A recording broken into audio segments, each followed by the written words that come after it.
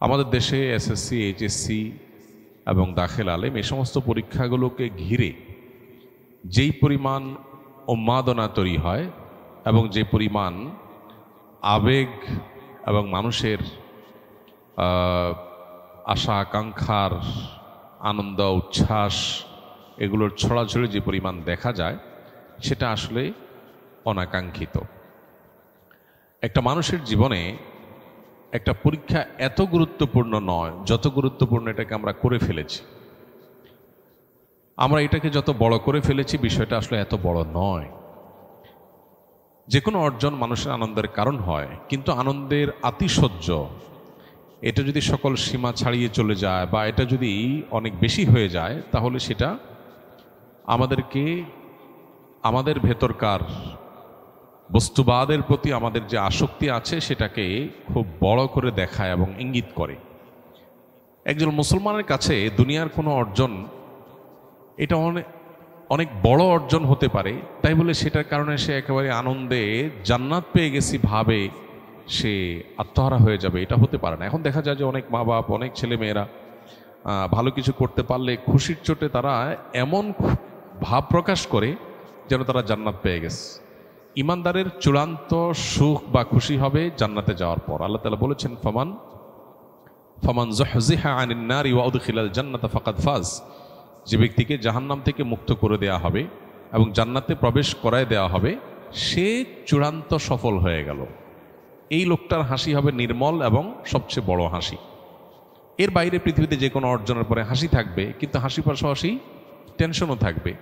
এসএসসিতে ভালো করেছি দেখে এইচএসসিতে ভালো হবে এমন কোনো কথা নেই। খুশি হয়েছে ঠিক আছে, কিন্তু আত্মহারা হওয়ার কিচ্ছু নেই।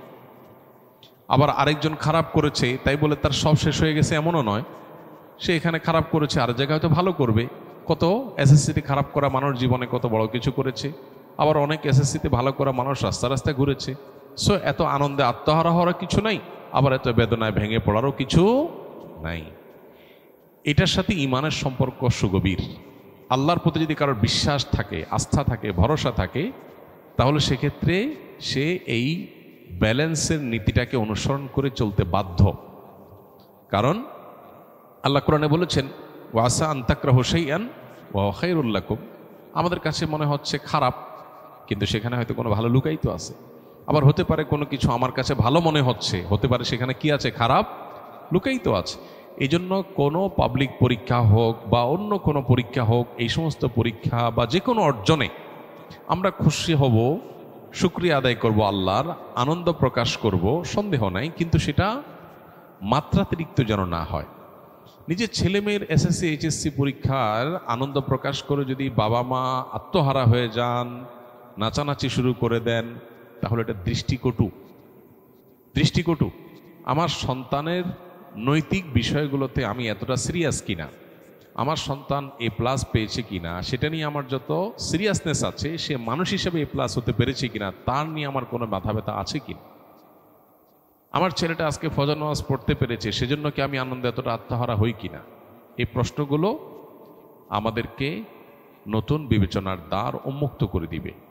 এই প্রশ্নগুলো যদি আমরা ভালো করে নিজের কাছে নিজে করতে পারি তাহলে আমাদের পথ চলাটা জান্নাতের পথে পথ চলা হবে ইনশাআল্লাহ, এবং আমাদের ভুল জায়গা থেকে আমরা সরে আসতে পারবো। তো এই জায়গাটাতে আমার মনে হয় যে আমাদের বড় ধরনের কারোশনের জায়গা আছে। কোনো পৃথিবীর অন্য কোনো দেশে আমাদের দেশের মতো এরকম এসএসসি এইচএসসি এই সমস্ত যে কোনো পাবলিক পরীক্ষায় ছেলে মেয়েদের উত্তীর্ণ হলে সেটা নিয়ে এত উন্মাদনা, এত উল্লাস, এত ফুর্তি, এইভাবে যেভাবে পত্রপত্রিকা মিডিয়াগুলোতে ফলাও করে প্রকাশ হয়, পৃথিবীর কোনো দেশে এভাবে ফলাও করে প্রকাশ হয় না।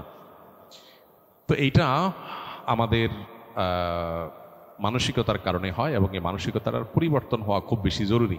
আমি এর আগেও বারবার করে বলেছি, আমার ছেলে মেয়েদেরকে পরিষ্কার করে বলা আছে, পরীক্ষায় ভালো ফলাফল করবা তোমরা, অভিভাবকের সেটা আমরা অবশ্যই আশা করি। যদি কোনো কারণে তোমার চেষ্টার পরও ফলাফল খারাপ হয় তাতে কোনো টেনশনের কোনো কারণ নাই। আমরা কেউ বিচলিত হব না, ব্যথিত হব না। যে রেজাল্টই হবে আমরা আলহামদুলিল্লাহ বলবো। এই রেজাল্ট আমাকে খাওয়াবে না, এই রেজাল্ট আমাকে পড়াবে না, এই বিশ্বাস আমার আছে, এই ইমান আমার আছে। বিধায় এটার জন্য আমার এত পাগল হওয়ারও কিছু নাই, আর এটার জন্য আমার তো মন খারাপ হওয়ারও কিচ্ছু নাই। দেখার বিষয় হলো আমার ছেলে মেয়ে সঠিক পথে আছে কিনা, পড়ালেখা ঠিক মতো করছি কিনা, সময় নষ্ট করছি কিনা, এগুলো হলো দেখার বিষয়।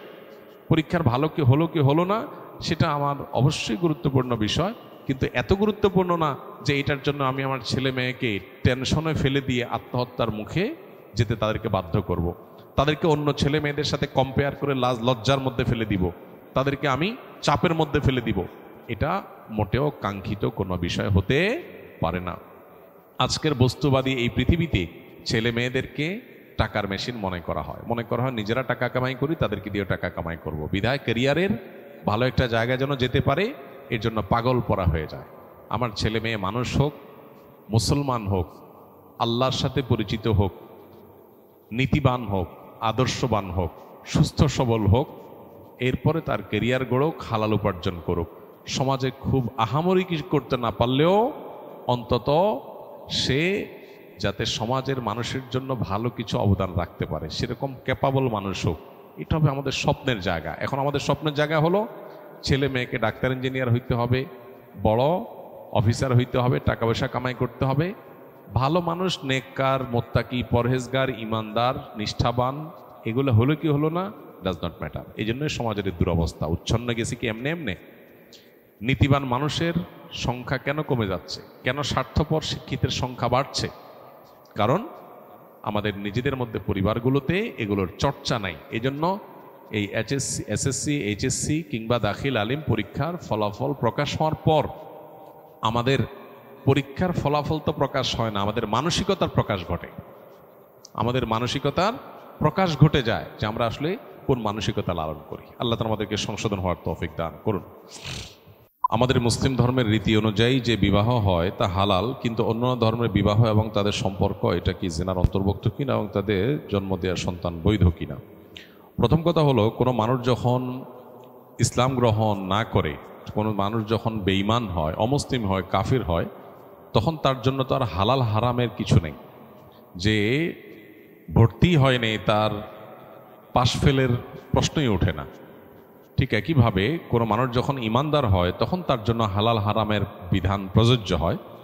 কেউ যখন মুসলমানই না, অন্য ধর্মাবলম্বী, তখন তার সম্পর্ক হালাল বা হারাম এর কোনোটার সাথে সম্পৃক্ত করার প্রশ্নই ওঠে না। সন্দেহাতীতভাবে শরিয়ার দৃষ্টিকোণ বিবেচনা করলে সেটা অবৈধ এবং হারাম।